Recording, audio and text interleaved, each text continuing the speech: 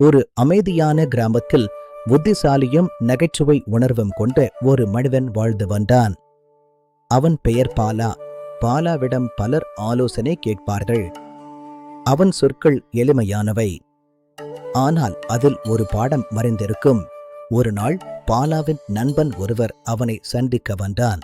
பாலா, எனக்கு உன்னுடைய கழுதையை கொஞ்ச நேரம் கடன் தருவாயா? மன்னிக்கவும் நண்பா, அந்த கழுதையை ஏற்கனவே வேறொருவருக்கு கொடுத்து விட்டேன். அதே நேரத்தில் தொழுவத்தில் இருந்து கழுதையின் சத்தம் கேட்டது. பாலா, கழுதையின் சத்தம் கேட்குதே, அது தொழுவத்தில்தான் இருக்கிறது. பாலா வாதம் செய்யவில்லை, கோபமும் காட்டவில்லை. ஒரு மனிதனின் வார்த்தையை விட ஒரு கழுதையின் சத்தத்தை நம்புகிறவன், என்னிடமிருந்து எதையும் கடன் வாங்க தகுதி இல்லாதவன். அந்த நண்பனுக்கு பாலா கழுதையை மறுத்ததல்ல, ஒரு பாடம் கற்றுக் கொடுத்தான் என்று புரிந்தது.